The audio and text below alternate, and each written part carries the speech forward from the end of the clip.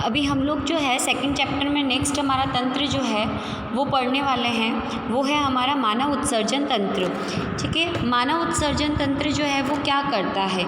अगर मानव उत्सर्जन तंत्र के कार्य की बात करें तो ये ऐसा तंत्र है या अंगों का ऐसा समूह है जो क्या करता है, शरीर में बनने वाली जितनी भी हानिकारक चीज़ें हैं उसको शरीर से बाहर निकालने का काम करता है। उत्सर्जन का मतलब ही होता है निकालना। तो ऐसा अंगों का समूह जो क्या करता है, अपशिष्ट को बाहर निकालने का क्या करता है, काम करता है। तो वन बाय वन हम इसकी जो डेफिनेशन है वो देखेंगे। क्या दिया हुआ है देखो, उत्सर्जन की डेफिनेशन क्या है। शरीर की उपापचय क्रियाओं के द्वारा निर्मित नाइट्रोजनी अवशिष्ट पदार्थ को शरीर से बाहर निकालने की क्रिया को हम क्या कहते हैं, उत्सर्जन कहते हैं। शरीर के अंदर उपापचय क्रियाएं होती है। उपापचय क्रियाएं क्या होती है, कैटाबोलिक और एनाबोलिक। कैटाबोलिक और एनाबोलिक क्रियाएं क्या होती है, जिसके अंदर जैसे कोई छोटा अणु है, वो जो है छोटे छोटे अणु हैं वो आपस में जुड़कर क्या करते हैं, एक बड़ा अणु बना लेते हैं। ठीक है, फिर अगर मान लो सपोज़ कोई बड़ा अणु है तो वो टूट के क्या करता है, छोटे छोटे अणु बनाता है। तो इस तरीके की जो शरीर में क्रियाएं होती है वो कौन सी क्रियाएं कहलाती है, उपापचय क्रियाएं कहलाती हैं। तो सपोज़ जैसे कि हमारा C6H12O6 क्या करता है, टूटता है ना। तो क्या होगा, इसके फलस्वरूप ऊर्जा तो बनेगी लेकिन साथ में अवशिष्ट भी बनता है, जैसे CO2 है ना। तो जो अवशिष्ट होता है वो बनता है, वो अगर हमारे शरीर में अवशिष्ट क्यों है, क्योंकि हमारे शरीर के लिए उसकी कोई यूटिलिटी नहीं है। तो अवशिष्ट जो है ज़रूरी है कि उसको शरीर से क्या किया जाए, बाहर निकाला जाए। तो इस अवशिष्ट पदार्थ को जो विभिन्न उपापचय क्रियाओं के फलस्वरूप बनता है उसे निकालने की क्रिया हमारी क्या कहलाती है, उत्सर्जन। ठीक है, ये उत्सर्जन होता है। फिर उसके बाद नेक्स्ट है कोशिकाओं में प्रोटीन। क्या दिया हुआ देखो, कोशिकाओं में प्रोटीन एमिनो अम्लों के अपघटन से क्या बनता है, अमोनिया बनता है तथा शरीर के लिए अत्यंत विषैली और हानिकारक होती है, इसीलिए इसको शरीर से बाहर निकालना होता है। क्या होता है, जैसे कि प्रोटीन होता है, प्रोटीन जो है उसकी अगर छोटी इकाई की बात करें तो वो एमिनो अम्ल अणु कहलाती है। यानी कई एमिनो अम्ल अणु इस तरह से जुड़ते हैं तो हमारा क्या बनता है, प्रोटीन बनता है ना।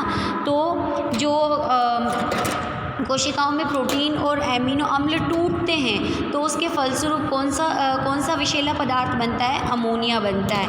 ये शरीर के अंदर रहेगा तो बहुत ज़्यादा शरीर को क्या करेगा, हानि पहुंचाएगा। इसीलिए इसको शरीर से क्या है, बाहर निकालना बहुत ज़रूरी होता है।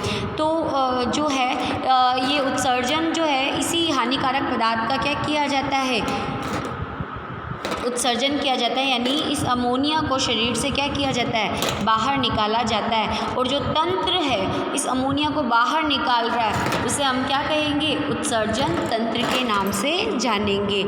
अब अमोनिया जो है नेक्स्ट में देखिए, अमोनिया NH3 को शरीर से बाहर निकालने की विधि के आधार पर प्राणियों को 3 समूह में बांटा है। ये अमोनिया निकाला जाता है लेकिन अलग अलग जो जानवर जो एनिमल्स होते हैं उनमें अमोनिया शरीर से बाहर तो निकाली जाती है पर वो अलग अलग तरीके से निकालते हैं। और इसी आधार पर जो जितने भी प्राणी हैं उनको 3 समूह में बांटा है। कौन कौन से हैं, पहला है अमोनियोटैलिक, फिर दूसरा देखो यूरियोटैलिक, ये जो सेकंड टाइप है इसका, और जो थर्ड टाइप है वो हमारा है यूरिकोटैलिक। यानी अमोनिया जो हानिकारक बन रही है, कब बन रही है, कोशिका में प्रोटीन और एमिनो अम्ल के अपघटन यानी टूटने से, है ना, ये अमोनिया निर्मित हो रही है। तो इस अमोनिया को शरीर से बाहर निकालने के आधार पर जितने भी एनिमल्स हैं उनको कितने आधार पर बांटा है, 3 आधार पर या 3 समूह में बांटा है। यह आपका क्वेश्चन आएगा, अगर आता है तो सीधा 3 मार्क्स का क्वेश्चन है, समझ गए बेटा।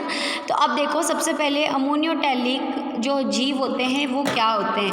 तो अमोनियोटैलिक में देखो वे जंतु जो नाइट्रोजनी अवशिष्ट अमोनिया जो नाइट्रोजनी अवशिष्ट है, यानी ऐसे हानिकारक तत्व जिनमें नाइट्रोजन पाया जाता है, वो नाइट्रोजनी अवशिष्ट कौन सा है? अमोनिया। अमोनिया के रूप में, यानी सीधा सीधा अमोनिया को किस रूप में निकाल देते हैं? अमोनिया के रूप में।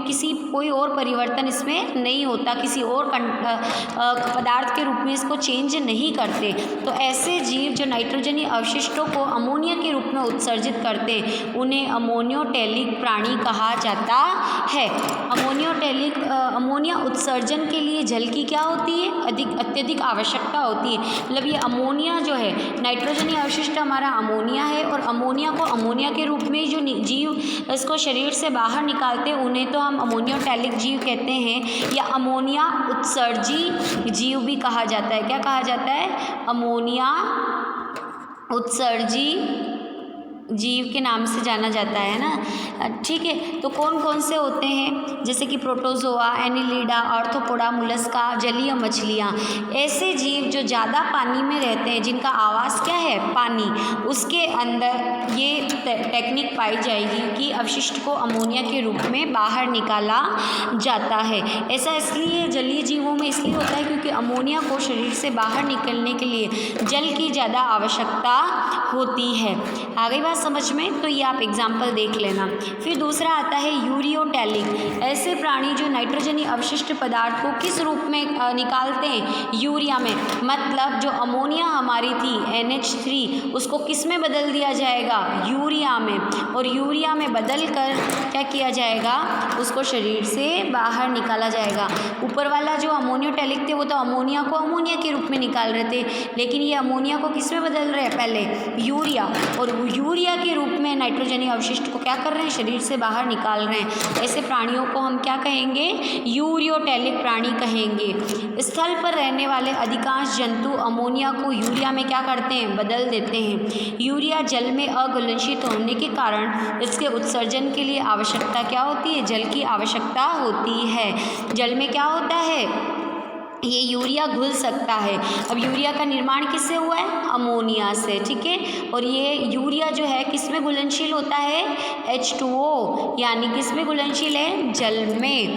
ठीक है, तो जल में घुलनशील होने के कारण इसको बाहर निकालने के लिए किसकी आवश्यकता होती है?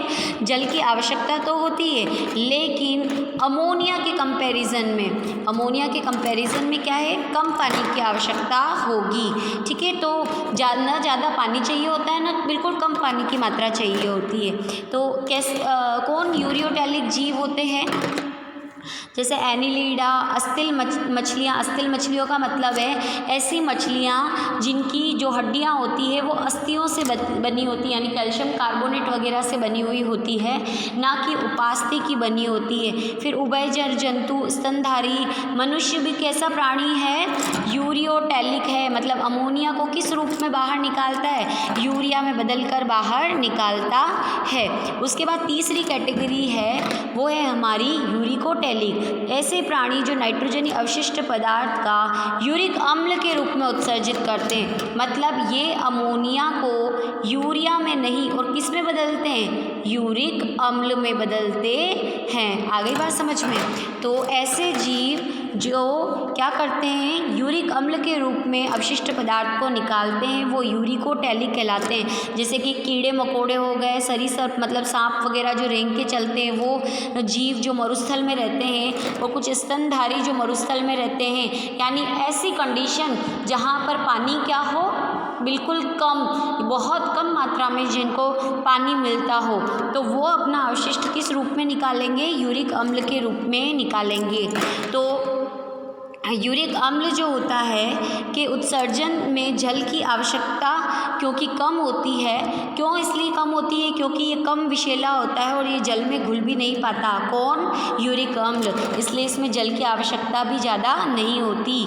आ रही बात समझ में? यूरिक अम्ल जल में अघुलनशील होता है और कम विषैला होता है, इसलिए इसको उत्सर्जन के लिए जल की आवश्यकता होती नहीं है। इसलिए ऐसे ये जो जीव होते हैं यूरिकोटेलिक, ये क्या करते हैं? तो पेस्ट होता है, मतलब इस तरह से गोलाकार गोलियों के रूप में इस यूरिक अम्ल को शरीर से क्या करते हैं, बाहर निकालते हैं। तो ये बड़ा इम्पोर्टेंट आपके था, यूरियोटैलिक, यूरिकोटैलिक और एमिनोटैलिक। नाइट्रोजनी अवशिष्ट के प्रकार या नाइट्रोजनी अवशिष्ट के आधार पर प्राणियों को 3 समूह में बांटा जाता है।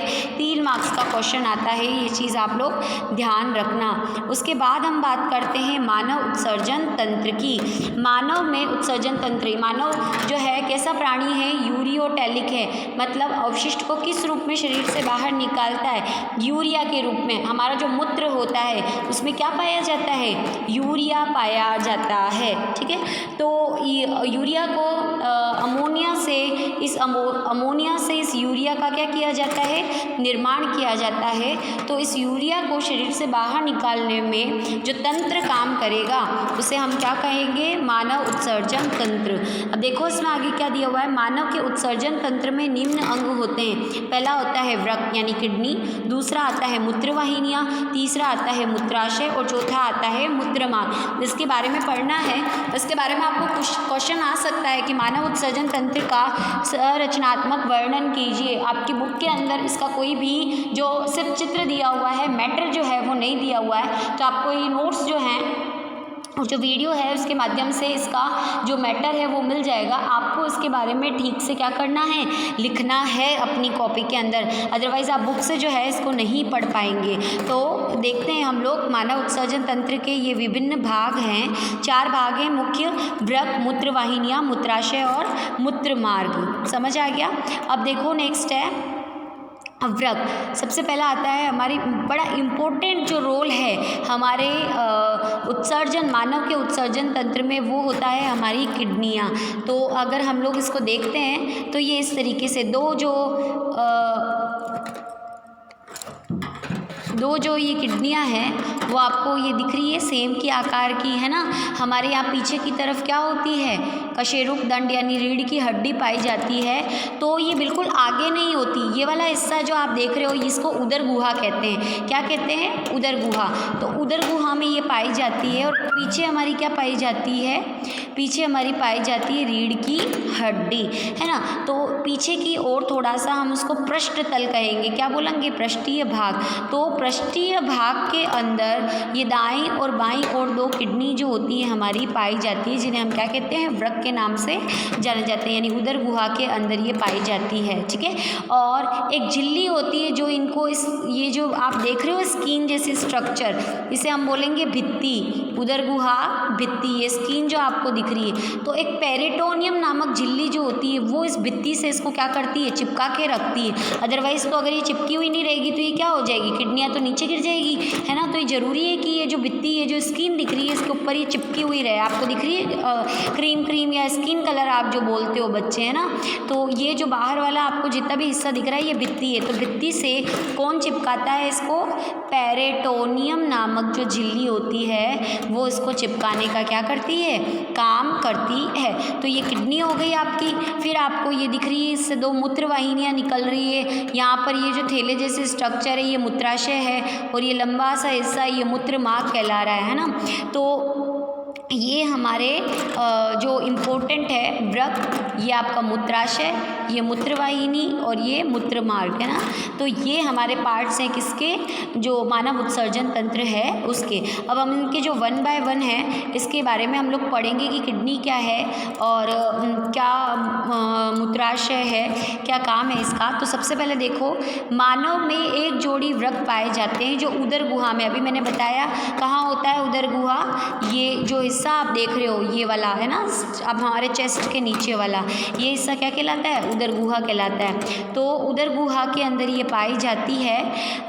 उदर गुहा जो होती है उसके अंदर पाई जाती है कौन से भाग में, पृष्ठ भाग में, ठीक है। फिर ये कशेरुक दंड के दोनों ओर स्थित, रीढ़ की हड्डी के किधर होती है, दोनों ओर स्थित होती है, मैंने आपको ऑलरेडी भी बताया। दायां वृक्क बाएं वृक्क से कुछ आगे की ओर स्थित होता है, दोनों में डिफरेंस होता है। दायां थोड़ा कैसा होगा, आगे की ओर होगा और बायां क्या होगा, थोड़ा पीछे की ओर होगा।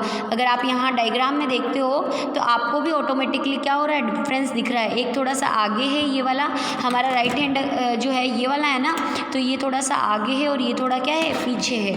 तो दायां वृक्क जो होता है वो बाएं के कंपैरिजन में थोड़ा सा क्या होता है, पीछे होता है। फिर है दोनों वृक्क एक महीन पेरिटोनियम झिल्ली द्वारा उदर गुहा की पृष्ठ भित्ति से क्या होते हैं, जुड़े हुए रहते हैं। यानी ये जो भित्ति है उससे ये किडनी जो मान लो है ये क्या होगी, इससे चिपकी हुई रहेगी और चिपकाने का काम कौन करेगा, पेरिटोनियम झिल्ली के द्वारा किया जाएगा। और भ्रूणीय मीजोडर्म से इसका निर्माण होता है। आप लोगों ने 9th के अंदर पढ़ा होगा, 3 लेयर्स होती है, एक्टोडर्म, मीजोडर्म और एंडोडर्म। तो बीच वाली क्या कहलाती है, हमारी मीजोडर्म। तो मीजोडर्म से क्या होता है, इसका निर्माण होता है। फिर उसके बाद है ये मेटानेफ्रिक प्रकार की होती है। इसको आप नेक्स्ट जो हायर क्लासेस से क्या होता है, मेटानेफ्रिक आपके कोर्स में नहीं है, पर हाँ ये मेटानेफ्रिक प्रकार की होती है। फिर है मानव के वृक्क गहरे लाल रंग के तथा सेम के बीज की आकृति के होते हैं। मानव वृक्क जो है उसकी स्ट्रक्चर देखते हो तो आप ऐसे सेम के आकार के होते हैं। इनकी बाहरी जो सतह होती है वो उत्तल यानी बाहर की तरफ निकली हुई होती है और अंदर की तरफ ऐसे धसी हुई होती है यानी अवतल सतह होती है। अवतल की ओर गड्ढे जैसी संरचना होती है, उसे वृक्क नाभि या हाइलम कहते हैं। या आप अगर सपोज़ ये आप किडनी देखते हो, इसका मैं अगर इस तरह से बनाती हूँ तो ये जो आप छेद जैसे स्ट्रक्चर देख रहे हो ना, इसे हम क्या कहेंगे, वृक्क नाभि या हम इसे कहेंगे हाइलम। ठीक है, अब ये जो आपको इस तरीके से इस वृक्क के अंदर ये जो नाभि दिख रही है, ये जो छेद दिख रहा है, इसके अंदर से आपकी क्या निकलती है, मूत्रवाहिनी निकालती है, रक्त धमनी, शिरा, ये सब क्या करती है, प्रवेश करती हुई आपको क्या करती है, दिखाई देती है। तो अवतल और गड्ढे जैसी संरचना होती है, इसे हाइलम कहते हैं। वृक्क धमनी, लसिका वाहिनी तथा मूत्र वाहिनी इसी भाग से जुड़ी हुई होती है, यानी इस हाइलम वाले हिस्से से जुड़ी होती है। इसके बारे में थोड़ा सा कुछ आपकी बुक के अंदर दिया हुआ है। ठीक है, उसके बाद नेक्स्ट जो पार्ट हम देखते हैं हमारे उत्सर्जन तंत्र में, वो कौन सा आता है, हमारा आएगा मूत्रवाहिनियाँ। तो मूत्रवाहिनी में देखो, प्रत्येक वृक्क की नाभि से, अभी हमने जो देखा था छेद जैसी स्ट्रक्चर यहाँ थी, उसे हम क्या कह रहे थे, नाभि। तो प्रत्येक नाभि से मोटी पेशीय भित्ति की लंबी सक्रिय नलिका निकलती है। आप देख रहे हो ना, लंबी सक्रिय सी नलिका। ठीक है, इसे हम क्या कहते हैं, मूत्रवाहिनी कहते हैं। मूत्रवाहिनी का वृक्क में स्थित प्रारंभिक भाग चौड़ा और कीपनुमा होता है, इसे वृक्क श्रोणी कहते हैं। जैसे ये किडनी है, इसका अंदर यानी ये अवतल वाला हिस्सा है, यहाँ पे जो छिद्र पाया जाता है उसको हम क्या कह रहे थे, हाइलम कह रहे थे, है ना, हाइलम या श्रोणी भाग, हाइलम कह रहे थे या नाभि कह रहे थे, है ना। तो अब इस वाले हिस्से में मूत्रवाहिनी निकलती है, लेकिन अंदर की तरफ ये क्या होती है, थोड़ी यहाँ से तो देखो संकड़ी है इस तरफ से, लेकिन ये वाला हिस्सा क्या होता है, चौड़ा। तो ये जो चौड़ा हिस्सा मैं वापस बनाती हूँ, देखो ये किडनी है इस तरीके से और ये हाइलम वाला हिस्सा है। तो मूत्रवाहिनी या अंदर की तरफ तो ऐसे चौड़ी होगी, लेकिन जब वैसे बाहर निकलेगी ये क्या हो जाएगी, सकड़ी हो जाएगी। तो ये जो चौड़ा वाला हिस्सा दिख रहा है आपको मूत्रवाहिनी का, इसे वृक्क श्रोणी या पेल्विस कहते हैं। ये भी आपकी बुक के अंदर थोड़ा सा इसके बारे में दिया हुआ है, लेकिन ब्रीफली नहीं दिया गया, तो इसको ध्यान से देख लेना। ठीक है, उसके बाद नेक्स्ट हमारी जो स्ट्रक्चर आती है वो हमारा है मूत्राशय। इसके बारे में देखेंगे हम लोग, मूत्राशय के बारे में। तो ये आप देख रहे हो डायग्राम में, ये थैले जैसे स्ट्रक्चर, इसे हम क्या कहते हैं, मूत्राशय कहते हैं। तो ये एक थैले के समान पेशी संरचना यानी पेशियों से बनी संरचना है, जिसमें मूत्र का स्थायी रूप से संग्रहण किया जाता है। देखो क्या होता क्या है, अगर हम इस डायग्राम को देखते हैं तो ये जो किडनी है उसमें हमारे मूत्र का क्या होता है, निर्माण। फिर वहाँ से ये मूत्रवाहिनी दोनों ओर की किडनी से मूत्र को लाती है और कहाँ स्टोर करती है, इस मूत्राशय के अंदर क्या करती है, स्टोर करने का काम करती है। तो मूत्र का स्थायी संग्रहण कहाँ किया जाता है, मूत्राशय में। इसकी भित्ति में 3 स्तर होते हैं। ये आप मूत्राशय देख रहे हो ना, तो इसकी भित्ति जो बनी हुई होती है, मतलब ये मूत्राशय है इस तरीके से। ये इसको मैं नीचे बताती हूँ आपको। ये इस तरह से मान लो ये मूत्राशय है, यहाँ पे मूत्र मार्ग जा रहा है और इसमें से इधर की और इधर की मूत्रवाहिनी आ रही है। तो अब ये जो मूत्राशय आपको दिख रहा है, इसके अंदर 3 लेयर से बना होता है। फर्स्ट लेयर, ये से सेकंड लेयर और ये हो गई आपकी थर्ड लेयर। तो फर्स्ट वाली है सबसे बाहर की ओर, इसे हम क्या बोलेंगे, बाह्य स्तर। जो बीच में आएगी वो मध्य स्तर, और जो सबसे अंदर होगी वो क्या कहलाएगी, आंतरिक स्तर कहलाएगी। आ रही है बात समझ में। तो बाहरी स्तर जो होता है वो पेरिटोनियम का बना होता है, मध्य स्तर अरेखित पेशियों का बना होता है, यानी जिस पे हमारा कंट्रोल नहीं होता। फिर आंतरिक है वो श्लेष्मिक स्तर, यानी इसमें चिपचिपा जो तरल होता है उसका क्या किया जाता है, निर्माण किया जाता है। अब ये मूत्राशय में लगभग 700 से लगाकर 800 मिलीलीटर मूत्र का क्या किया जाता है, संग्रहण किया जाता है। मतलब ये जो आपको दिख रहा है मूत्राशय, ये एक दिन में लगभग कितना 700 से लगाकर 800 मिलीलीटर जो है वो टॉयलेट जो है उसका संग्रहण करता है। आ गई बात समझ में। फिर आपका लास्ट पार्ट जो है अगर वो हम देखते हैं तो वो आता है हमारा मूत्रमार्ग। ये जो सकड़ा सा आप लंबा सा भाग देख रहे हो यहाँ पर मूत्राशय के जस्ट नीचे, ये हमारा जो पार्ट है वो कहलाता है मूत्रमार्ग। तो मूत्रमार्ग देखो, मूत्राशय की ग्रीवा से एक पतली नलिका निकलती है, मतलब ये इस तरह से थैलेसीमा संरचना तो मूत्राशय से थी, और यहाँ से ये पतली सी नलिका जो है वो हमारी क्या कहलाएगी, मूत्रमार्ग कहलाएगी। ठीक है, इसे मूत्रमार्ग कहते हैं। मूत्रमार्ग द्वारा मूत्र शरीर से क्या किया जाता है, यहाँ छेद होता है और इस छेद के थ्रू क्या किया जाता है, मूत्र को बाहर निकाल दिया जाता है। मतलब ये मूत्राशय है, यहाँ पर मूत्र का संग्रहण किया जाता है, ये पूरा भर जाता है। तो ये जो मूत्र है वो मूत्राशय मूत्रमार्ग के माध्यम से बाहर निकाल दिया जाता है। तो देखो फिर ये शरीर से बाहर निकलता है। मूत्रमार्ग पर अवरोधनी पेशी उपस्थित होती है जो सामान्य मूत्रमार्ग को कसकर बंद रखती है। मूत्र त्याग के समय ये अवरोधनी शिथिल हो जाती है, मूत्र आसानी से बाहर निकल जाता है। देखो होता क्या है, ये मूत्राशय है, ये मूत्रमार्ग है ना। अब ये मूत्राशय में क्या स्टोर हो रहा है, मूत्र स्टोर हो रहा है। अब यहाँ पर एक क्या पाई जाती है, एक इस जगह आगे की यहाँ पर मूत्रमार्ग जो होता है, यहाँ पर इसकी एक बार सही बनाती हूँ मैं, ये इस मूत्र मार्ग में इस तरीके से एक अवरोधनी पाई जाती है। तो जब तक ये बंद रहती है तब तक तो मूत्र क्या होता है, यहाँ पर इस मूत्राशय में ये जो डॉट डॉट में बना रही हूँ ये मूत्राशय है ना, तो ये मूत्राशय जो है उसके अंदर मूत्र स्टोर होता जाता है। लेकिन ये जो पूरा भर जाता है ना, तो भरने के बाद क्या होगा, ये पूरा भरता जाएगा तो ये अवरोधनी क्या हो जाएगी, खुल जाएगी, और ये जो अवरोधनी है वो इस तरह से खुल जाएगी और पूरा मूत्र इस मूत्र मार्ग से क्या हो जाएगा, बाहर निकल जाएगा। ठीक है, तो ये अवरोधनी पेशी पाई जाती है, हमेशा मूत्र मार्ग को बंद करके रखती है, लेकिन मूत्र के त्याग के समय अवरोधनी शिथिल हो जाती है, मूत्र आसानी से क्या हो जाता है, बाहर निकल जाता है। फिर आता है इम्पोर्टेंट आपके क्वेश्चन जो बनता है नेक्स्ट टॉपिक, यानी मूत्र मार्ग तक तो आपका क्या कंप्लीट हो गया, मानव उत्सर्जन तंत्र कंप्लीट हुआ।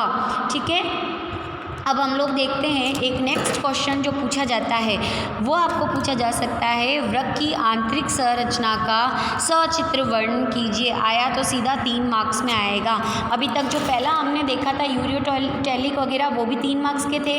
मानव उत्सर्जन तंत्र का चित्र बनाकर वर्णन कीजिए, वो भी 3 मार्क्स का क्वेश्चन है। और वृक्क की आंतरिक संरचना जो है वो भी आपका 3 या 2 नंबर में तो पूछेगा ही पूछेगा, लेकिन जितने चांसेस है वो 3 नंबर में है। और इससे रिलेटेड भी कोई जो स्पेसिफिक मटेरियल है आपके नोट्स में नहीं दिया हुआ, किताब के अंदर नहीं दिया, तो आपको यहीं से पढ़ना है। तो देखो क्या है, वृक्क की आंतरिक संरचना, प्रत्येक वृक्क चारों तरफ से एक दृढ़ तंतुमयी संयोजित ऊतक से ढका रहता है, जिसे वृक्क संपुट कहते हैं। हम लोगों ने देखा था हमारी किडनी कैसी शेप में थी, ऐसे सेम के आकार की थी। यहाँ अंदर की तरफ इसके क्या थे, छेद था, जिसे हम क्या कह रहे थे, हाइलम कह रहे थे, है ना। अब ये जो किडनी दिख रही है इसके चारों ओर इस तरीके से, है ना, ये इस तरीके से ये एक आवरण पाया जाता है जो कि दृढ़ संयोजी ऊतक का बना होता है। इसको हम वृक्क संपुट के नाम से क्या करते हैं, जानते हैं। ठीक है, यानी इस किडनी तो ये वाली है अंदर वाली, लेकिन इसके बाहर एक आवरण पाया जाता है। अब वृक्क 2 भागों में विभाजित होता है। मतलब अब मैं संपुट की बात नहीं कर रही, संपुट तो ऐसे बाहर है इसके, मैं संपुट की बात नहीं कर रही, अभी मैं सिर्फ किसकी बात कर रही हूँ, इस किडनी की। किडनी के 2 एरिया है, जो बाहर वाला है वो तो कहलाएगा वलकुट, और जो ये अंदर की तरफ है उसको हम कहेंगे मध्यांश। समझ आ रही है बात। तो वृक्क को 2 भागों में क्या किया गया है, विभेदित किया गया है। फर्स्ट वन इज़ वलकुट, सेकेंड वन इज़ मध्यांश। ठीक है, अब देखते हैं हम एक एक 1 बाय 1 पढ़ते हैं, वलकुट क्या है और मध्यांश क्या है। तो लेट्स सी, सबसे पहले हम बात करेंगे वलकुट की।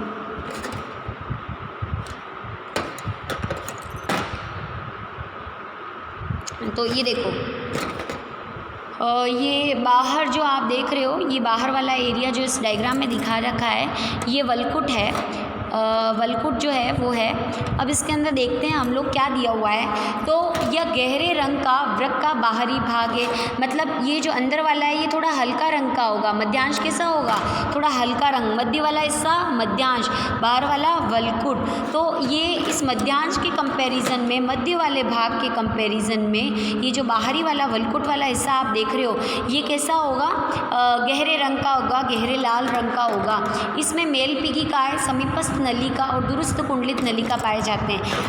लास्ट ईयर आप लोगों ने जो एक स्ट्रक्चर पढ़ी होगी नेफ्रॉन की, जिसमें ये क्या पाया जाता है, इसका मेल पीगिकाएँ पाया जाता है, जिसके अंदर ग्लोमेरुलस पाया जाता है। फिर यहाँ पर इसकी समीपस्थ नलिका होती है, फिर हेनले लूप होती है, और फिर ये दुरुस्त नलिका होती है ना। तो ये जो किडनी है हमारी, उसको ये कई नेफ्रॉन्स या हम बोलें वृक्काणु ही मिलकर बनाते हैं ना। तो स्ट्रक्चर की आपने स्ट्रक्चर पढ़ी होगी। तो जो ये नेफ्रॉन आप देख रहे हो, ये जो नेफ्रॉन है ये इस तरीके से, या जो इसको हम वृक्काणु बोलते हैं ना, तो इसका कौन सा हिस्सा वलकुट के अंदर आएगा? तो ये जो किडनी होती है उसका बाहरी हिस्सा हम उसको वलकुट कह रहे हैं। तो ये जो हमारा नेफ्रॉन या वृक्काणु है उसका मेल पीगिका यानी आगे वाला हिस्सा, फिर ये समीपस्थ नलिका, और फिर ये दुरुस्त नलिका, मतलब ये हेनले लूप जो है वो बीच वाला हेनले लूप होता है। हेनले लूप इसके अंदर नहीं आएगा। बाकी ये वाला हिस्सा, ये वाला हिस्सा और ये वाला हिस्सा, ये क्या करता है? किडनी के किसका निर्माण करेगा? वलकुट का निर्माण करेगा। ठीक है। मेल पीगिकाएँ की अधिकता के कारण ये जो इस तरह से ग्लोमेरुलस, और आपने 9th के अंदर पढ़ा, तो ये मेल पीगी जो है उसकी उपस्थिति की वजह से यहाँ पर आपको कणिकाएँ क्या होती है? नज़र आती है। उसके बाद है वलकुटीय भाग के कुछ सक्रिय उभार, बाहरी भाग में क्या होते हैं? वलकुटीय भाग के कुछ सक्रिय उभार मध्यांश के बाहरी हिस्से में धसे रहते हैं। इन्हें बर्टनी या बर्टनी के स्तंभ कहते हैं। क्या होता है देखो, इसको अगर हम समझते हैं तो जैसे ये हमारी किडनी है ना, अब इसका बाहरी हिस्सा क्या कहलाता है? वलकुट। तो ये बाहरी हिस्सा है। अब ये बाहर वाला हिस्सा कुछ इस तरह से फोल्ड होकर कहाँ घुसता है? मध्यांश। मतलब ये वाला हिस्सा तो हमारा क्या हो गया? मध्यांश। ठीक है। और ये बाहर वाला क्या हो गया? वलकुट। तो ये जो आप मध्यांश में ये वलकुट का हिस्सा धसा हुआ देख रहे हो ना, इसे हम कहेंगे बर्टनी के स्तंभ। क्या बोलेंगे? बर्टनी के स्तंभ। समझ आ गई बात? तो ये बर्टनी के स्तंभ पाए जाते हैं। फिर है नेक्स्ट हमारा सेकंड पार्ट जो आएगा वो आएगा हमारा मध्यांश। तो मध्यांश क्या होता है? देखो, यह वृक्क का भीतरी भाग होता है, यानी अगर हम बात करें तो ये जो बीच वाला हिस्सा आप देख रहे हो, ये रहा मध्यांश। ये बाहर वाला तो पूरा वलकुट हो गया, और इस वलकुट के अंदर ये जो हिस्सा आप देख रहे हो ना, ये जितना भी आपको ये एक अजीब से पंख जैसे स्ट्रक्चर दिख रही है, ये हिस्सा क्या होगा? मध्यांश कहलाएगा।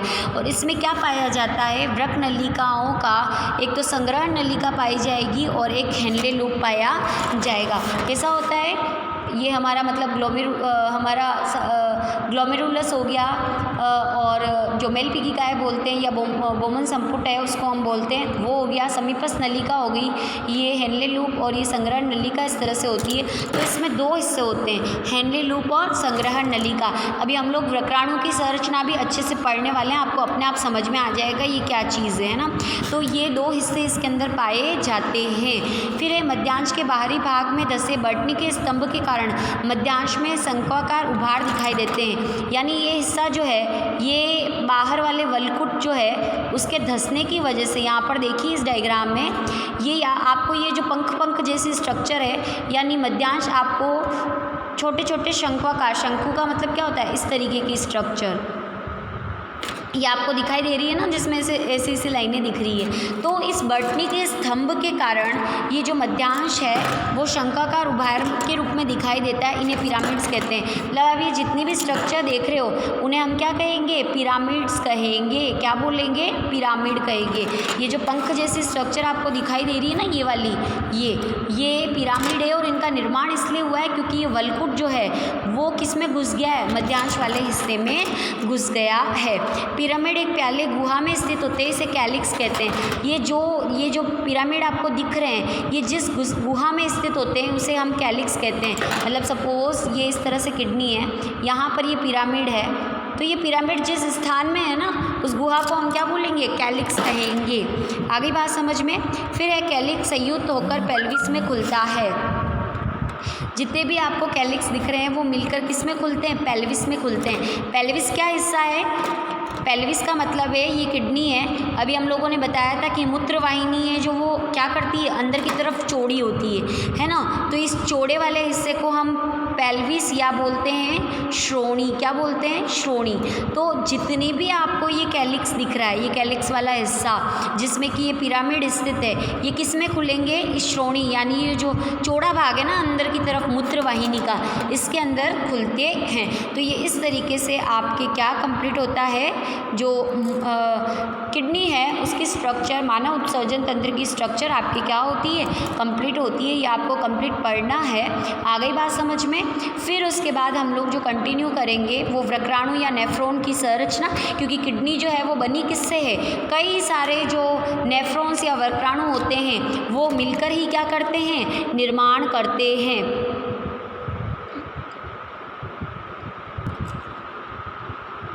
तो किडनी के अंदर आप ये सामने जो देख रहे हैं ना, ये आपके क्या है? वृक्राणु या इन्हें नेफ्रॉन कहते हैं। वैसे तो आपने इसको 10th में पढ़ा है ना, सॉरी 9th के अंदर पढ़ा है। तो ये जो बोमन संपुट और ये ग्लोमेरुलस है, ये साथ में कहलाते हैं मेलपिगी काय। क्या कहलाती है? मेलपिगी काय साथ में कहलाती है। ठीक है। फिर उसके बाद ये समीपस्थ नलिका, ये वाली हिस्सी है, ये इसका हेनले लूप है, ये इसका दुरुस्त नलिका है। तो ये जो हेनले लूप और ये जो संग्रहण नलिका है, ये तो पाया जाता है कहाँ? जो हमारी किडनी होती है उसके मध्यांश हिस्से में, और बाकी जो हिस्सा बचता है ये पाया जाएगा आपकी किसके अंदर? किडनी के जो वलकुट वाला हिस्सा है उसके अंदर। अब इस स्ट्रक्चर को हम क्या करेंगे? ब्रीफली पढ़ने वाले हैं।